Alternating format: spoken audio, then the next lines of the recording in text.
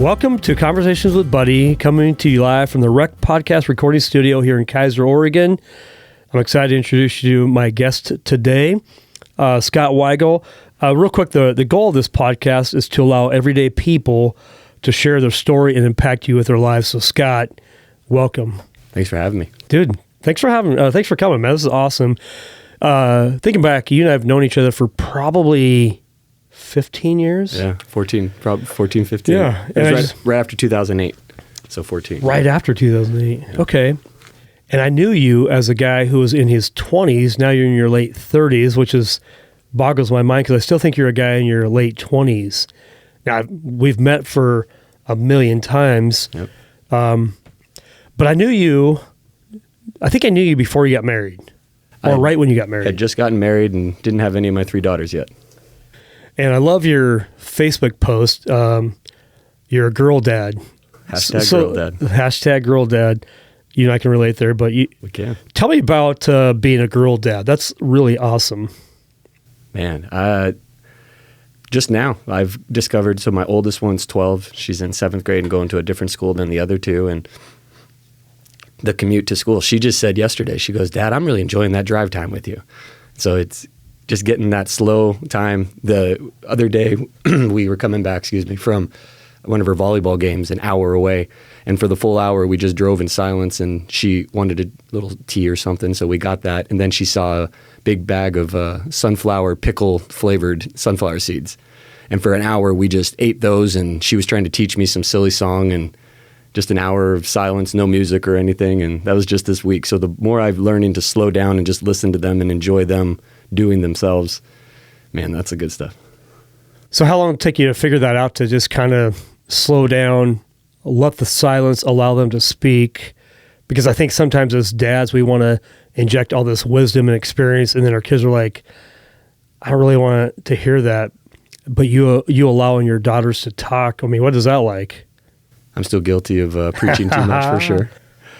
I actually had a pretty profound experience that I think helps shape if I do some things right as a father. So when my middle daughter was born 10 years ago, I was in the early startup phase of my business that I'm in now, and it didn't go very well.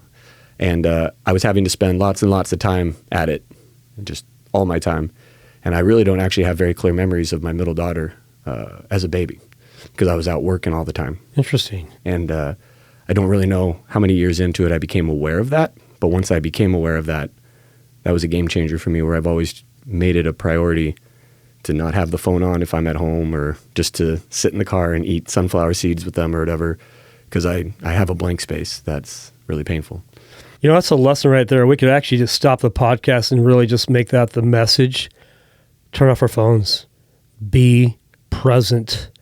Oftentimes we're with our families, our wives, our kids, and we're thinking about, we're there both physically, but mentally or emotionally we're somewhere else, and you're practicing that. That's something I've learned with you. We probably meet once or twice a year, have for, I don't know, I'd say, well, all those 14 years. All those 14 years. Yep. It's some of the funnest times I have is seeing you grow, as a husband, and also then as a father of 3 daughters. You know, I have 2 daughters, so we have that in common. So we can go, okay, how do you navigate this area? There's no perfect dad, and you're not perfect at it, but you work at it, and that's really important. So talk to us about being married. Actually, before that, talk to us about, where did you grow up at? What was life like as a child? And then how does that make you who you are today into your marriage and fatherhood? Yeah, I was born and raised right here in Salem. Went down to Oregon State for college, and then worked up at Lake Oswego, and then back down here in Salem. So I've always joked I've lived my life in about an hour and a half commute. I haven't traveled very far. My wife's from Salem also. The neat story there is we actually met in kindergarten and 1st grade, and then she left schools, and we didn't get reunited till age 21 through another kindergarten friend getting married, who invited another kindergarten friend, who's one of my good friends, Kevin, to that. And then he asked her to come to his birthday party, and then that's how Heidi and I got reconnected at age 21. But so lifetime Salemite. My upbringing was I'm an only child, so it's me and my mom and dad, Dennis and Christine. They moved here from Chicago, And they moved away from Chicago and the big city life to try to be in a calmer community to raise me. And so I had a very calm upbringing. They were on a little 1.5 acre lot outside of town, and I'd run around with wood sticks pretending they were guns, fighting wars, and was just a little boy out in the back. And went to St. Joseph's, then Blanchette, and then, like I said, Oregon State. And I don't know, one little funny memory I always talk about is, so Heidi's family, my wife's, very big family. So it was a bit of a culture shock when I started going to dinners over there and experiencing what 7, 8 people around a dinner table feels like. Because for my family, when we would have dinner, when my dad would talk, we'd look at my dad. And when he was done talking, we'd look at my mom. And then I'd get a chance to talk. And then I would go over to this larger family dinner, and all 8 people were talking, and everyone was talking and passing, and no one's actually listening to anybody. And it was just this overwhelming piece for me, trying to figure out how to navigate that. They used to laugh at me on that. That's funny. I think just actually recently I was thinking of something I think I do well is listen. I've been complimented by others on that. And I wonder how much of those dinner table talks with my folks came from that, because it was a priority. We had dinner table or dinner talks most nights, and it was a listening circle. And I just became aware of that in my mind recently. I wonder how much that might influence my listening abilities now. But it does. Hey, are your parents still married? Yes. Yeah, they just celebrated their 50th anniversary in the middle of COVID. 50. Yeah, so they're at 52 now, just last month. That's crazy. Well, Scott, that's awesome to hear. And I don't think I knew that you were an only child. I don't know why that ever came up, because that's really important when I think of, like, I have an older sister, so I'm a second-born. So I've studied firstborns versus secondborns. By the way, you're an only child. What is Heidi? Is she a firstborn, secondborn? She'd technically be the third. She's a thirdborn. Yeah, she's a twin. So then she's right a few minutes before her sister. Okay, she's a twin. Fourth, yeah. Didn't know that either. See, I'm learning all kinds of stuff about you. Mm-hmm. So typically, this is not always the way, firstborns don't typically marry firstborns because they're too much alike. Now, they do. It happens, but I'm a secondborn, and my wife is a firstborn. So just kind of funny, little food for thought for you. But let's talk about what you do for a living. I know you work as a financial planner. You have for, 14 years? Tell us about that. Yeah, I've been a financial advisor for 14 years. I thought it was a good idea to quit my easy, steady bank job and go full-time as a independent sales financial advisor in May 2008. Benefit of hindsight, that may not have been the best timing. I remember in September wondering who Lehman Brothers and Bear Stearns were and why that mattered so much and why no one wanted to talk about money for a long time. Right. So the timing was pretty rough. But then also it kind of gave me trial by fire, and I think put a lot of things into perspective of how hard times can be. Timing of that too. So May is when I started in this business. June's when we got married. So our marriage was started right into the middle of a very difficult season of trying to figure out how to start this business. And then a year after that, we had our first kid. So it was a very, very crazy first few years. And then that's where I'd mentioned earlier, too many hours at points, I think. I know. And all of that, though, just has built a momentum where I've gone through a few iterations, have changed companies a few times, and this current group we're with now, man, it's a special group. Yeah. So you graduated from high school, from Blanchette. You went to Oregon State. What did you study at Oregon State? I started in computer science because Blanchette was a new school at that point, and I had helped set up the computer lab and set up all kinds of things computers. So I thought I loved computers. Then when I went to Oregon State, and it was about how to code and do a bunch of different aspects like that, it was actually a telling moment in my life, because I looked around and these other kids in the class loved it. I mean, they were excited. Like at midnight, after they were done coding, they would do another program just for fun. And me, it was just torture and nails on a chalkboard. So it was actually really good to see that. I think we really do have callings in some cases, and some people have an aptitude and enjoyment for things, and that's okay if it didn't.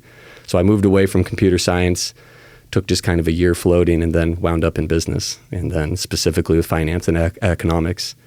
Economics was kind of a neat story. It was the worst grade I got in college, got a D, and just didn't click the first time through. I would at that point blame it on the professor, but it's still on me to figure it out.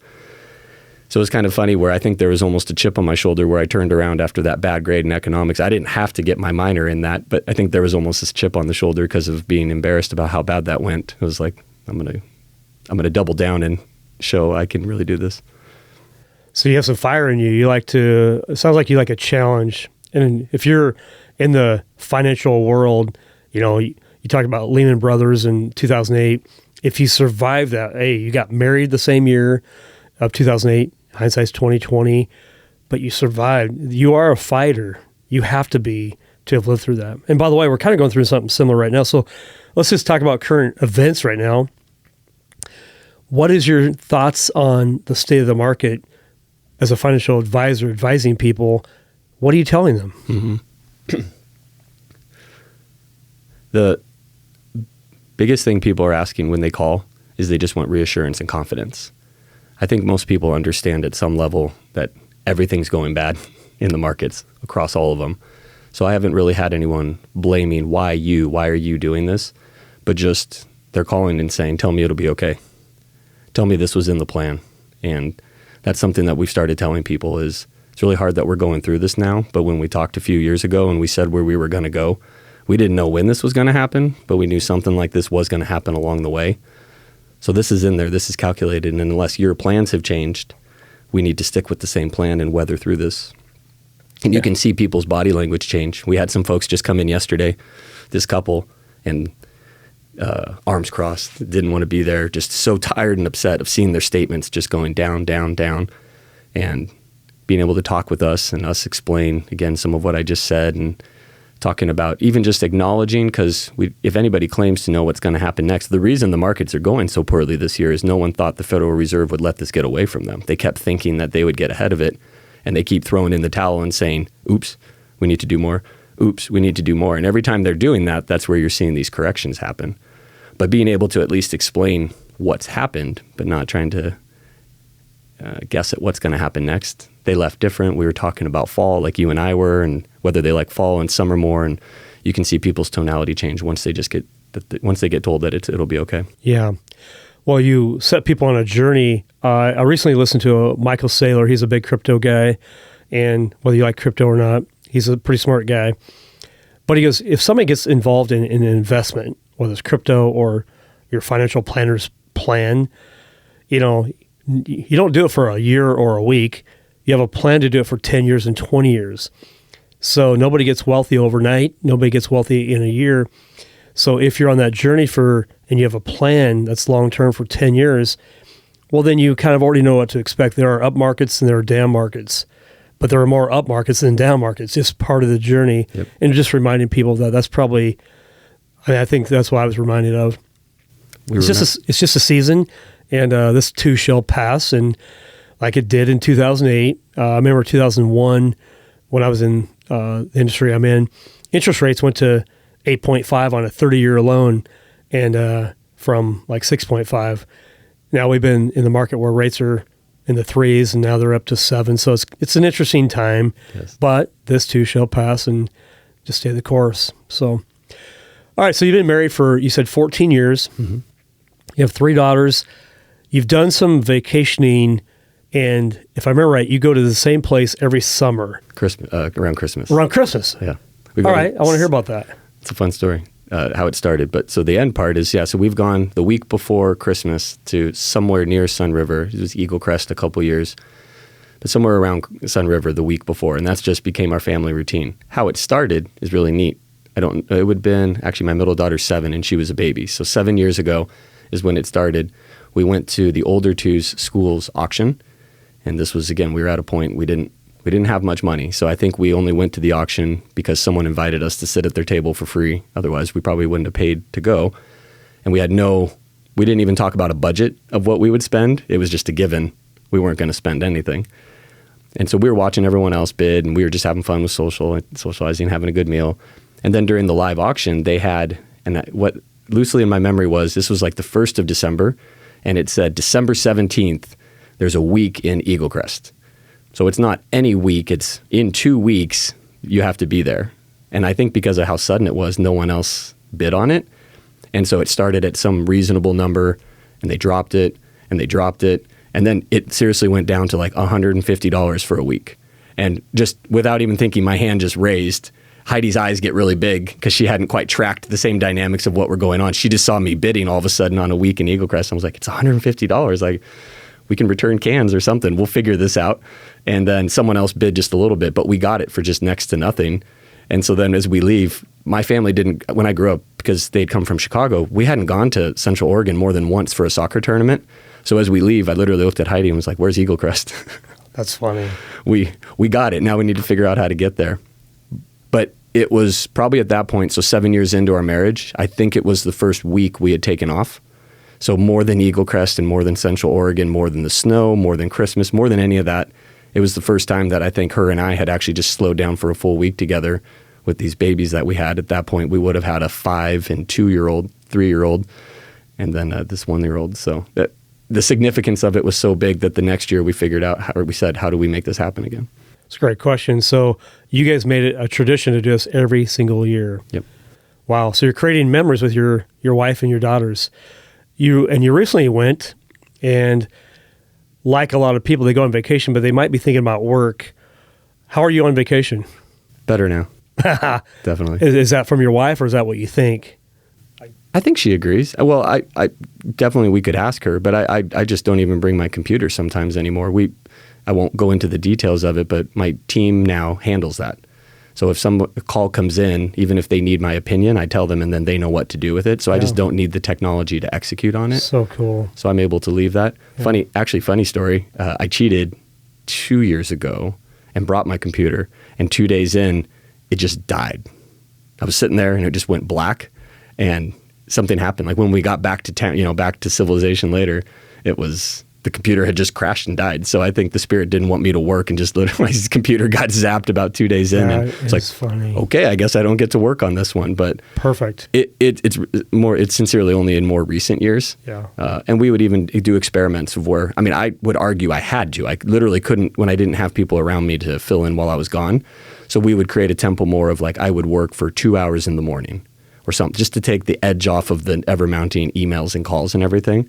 And then actually, I think the family saw in me, if I just got that done, just that little bit, that helped than me to be more present the rest of the day. But again, the positioning is much better now, where I can really leave that behind when we go, and with confidence know when I come back, there's sometimes even less than what I left with. Yeah. I think I saw you and your wife out recently. My wife and I were out celebrating a birthday or something. Yep. And we saw you at a local restaurant. What were you guys celebrating that night? That was at Cozy Taberna. Cozy Taberna. One of our new favorites. Wow. Awesome. And it was our 14th anniversary. 14th anniversary. Yep. I love, honestly, as a guy who gets mentored by guys and who mentors guys, and you and I have connected a lot, and I'm part of your family, whether you know it or not. I do know it. I love seeing you dating your wife. Like, that actually means something to me. Same, man. Like, high five, bro. Good job. And we know exactly what we're talking about.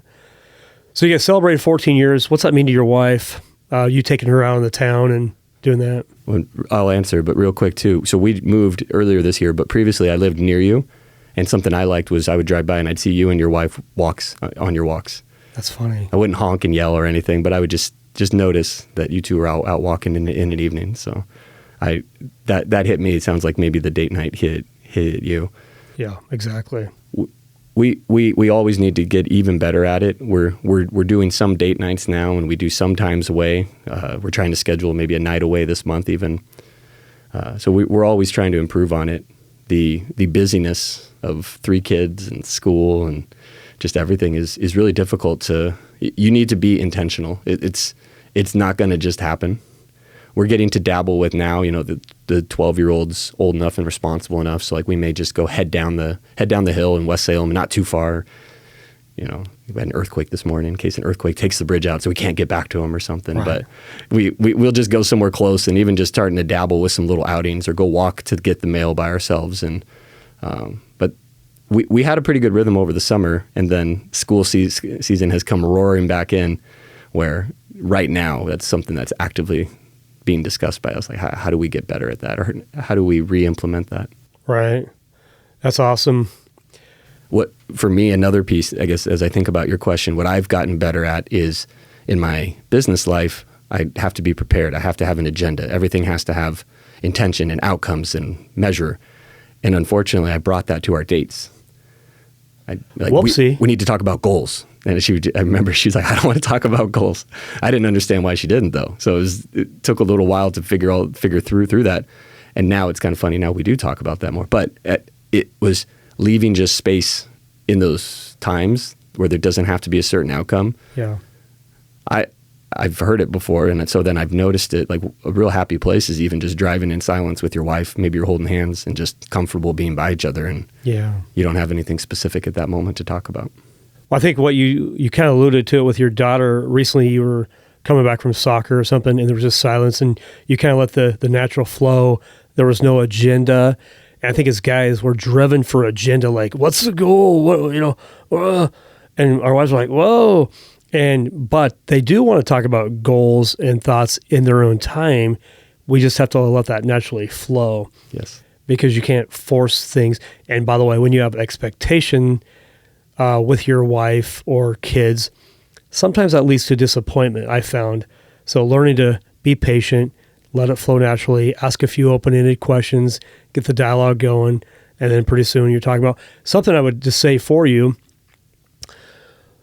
I always say this here, the idea of going to Disneyland and taking your kids to Disneyland is actually funner than being at Disneyland. Have you ever been to Disneyland and saw some little kid crying because he's hot and tired? The point being, when you and your wife are thinking about traveling, go 3 months out, go a year out, plan a trip a year out, because in a year you can figure it out. Mm-hmm. But your wife will appreciate, hey, you're thinking about her, and you can also get on the calendar because there's nothing too pressing. If you try to plan something this weekend, well, it probably won't work.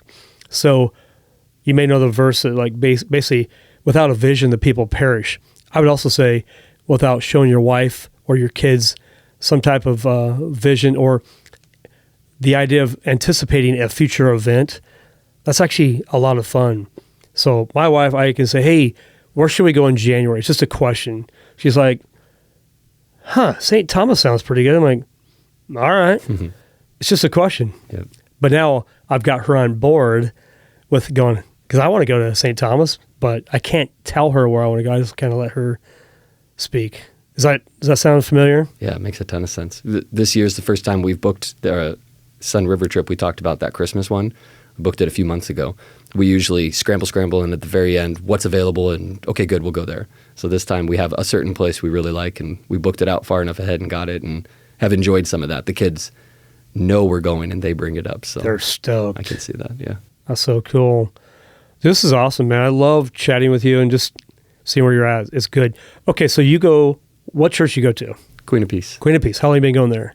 Baptized there as a baby. As a baby, man. You've been there your whole life. Married there. My kids were baptized there. My kids go to school there. Dude, right on. What's it mean to you to be... And my wife works there now, too. Okay. What's it mean to you to be a part of Queen of Peace and raise your family there? The community's great. I think that is a great community, but the continuance of that community has been really neat, and you just get to know so many people. And we were at a church mission this week, Sunday, Monday, Tuesday night, and we sat next to my folks. My mom and dad are sitting in the pew next to us, and we're going through the same process together. So I take that for granted because that's all I've known, but I know that's not most experience. But it's familiar, and that's really comforting. I hadn't actually thought of this, but as I'm answering your question, it's really easy for me to get still quick there because it's familiar.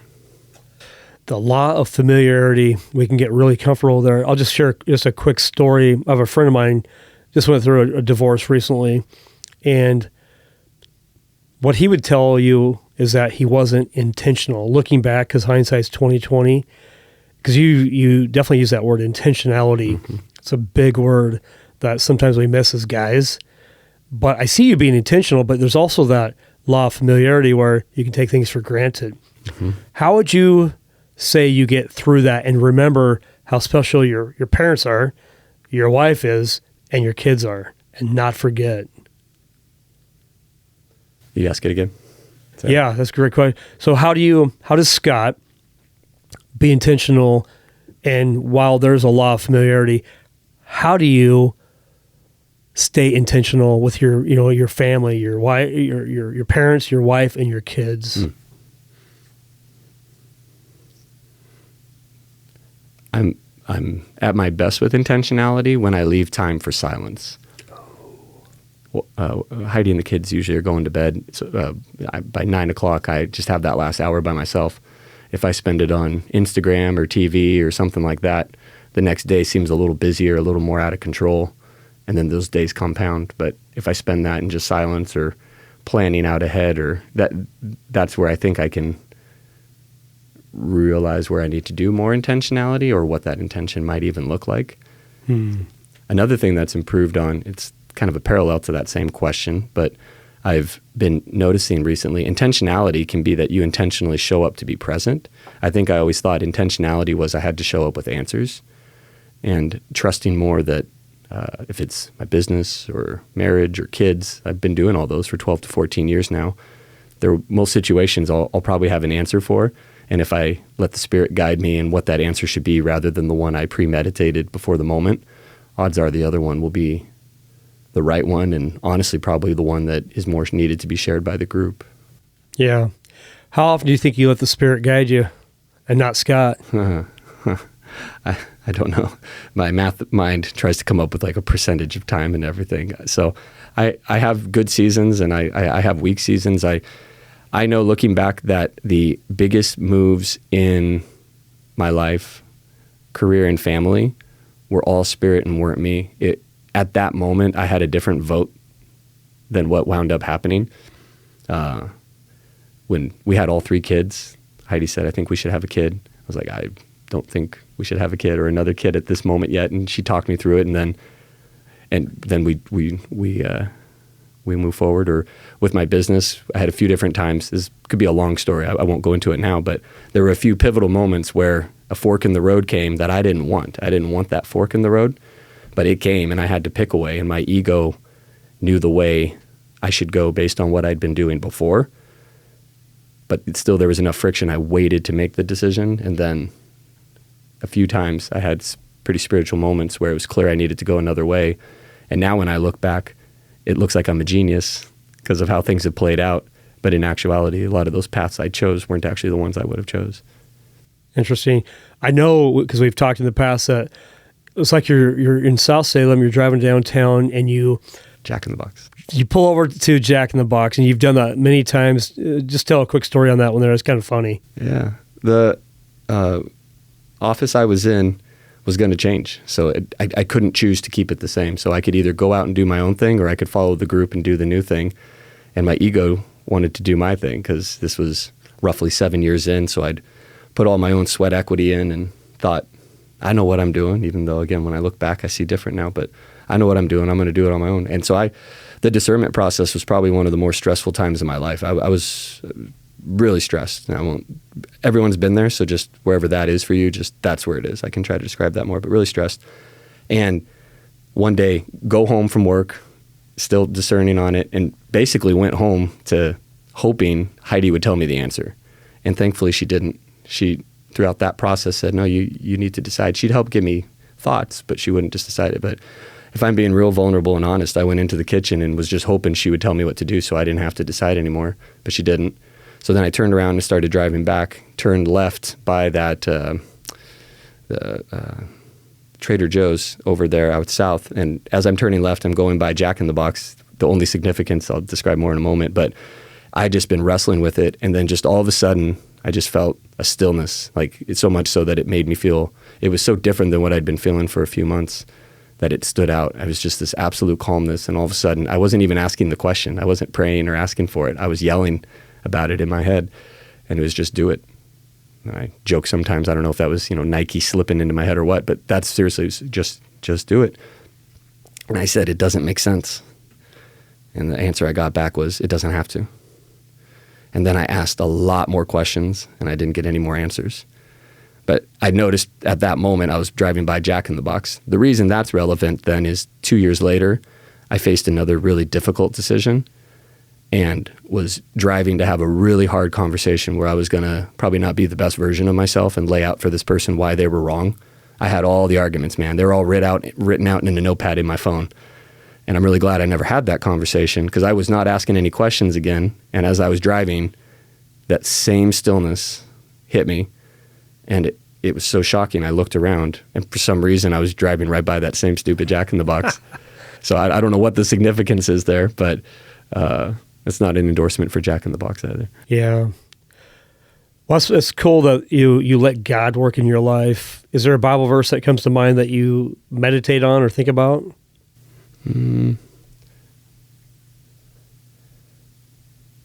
There's not a specific verse recently. There's a prayer, the St. Joseph the Worker prayer, that I pray most mornings when I'm getting ready. So I've probably prayed that same prayer every morning for the last 14 years. That's awesome. And I think that's probably the grounding that I have. And yeah. then more I'll be reflecting on what I'm reading at that point. Yeah.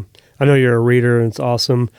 Hey, as we wrap up this podcast, and you think about legacy, what do you want to be known for when you die? I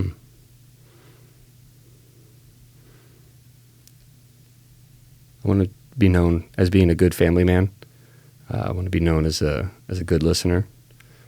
I want to be known as someone who it was obvious that they had faith. I probably can get better at sharing it, but just at least obvious that I have it.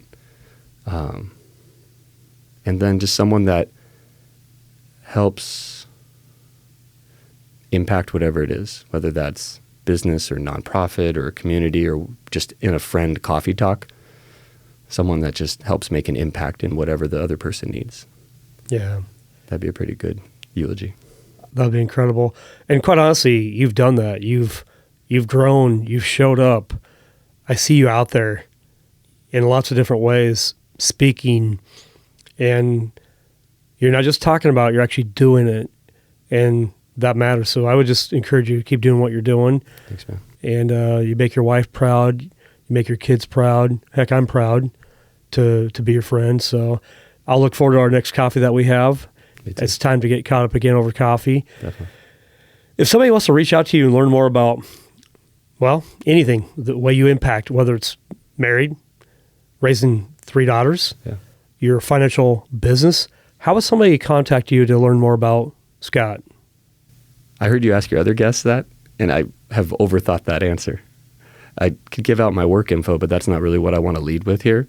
If you want, you can find my name, and you could find that off Google. So my email is just my last name, Wiegal, Wiegals at Hotmail, or look me up on Facebook. I'd rather meet people personally first. I think that's incredible. I think that's who you are. You're not here to sell a product. You're here to impact people and to bring out the best in them. So you do that well. Well, hey, thanks for being a part of our podcast today. Thanks to The Rec for allowing us to do our podcast here every single week. And we appreciate you all. We look forward to talking with you next week. Thanks, buddy.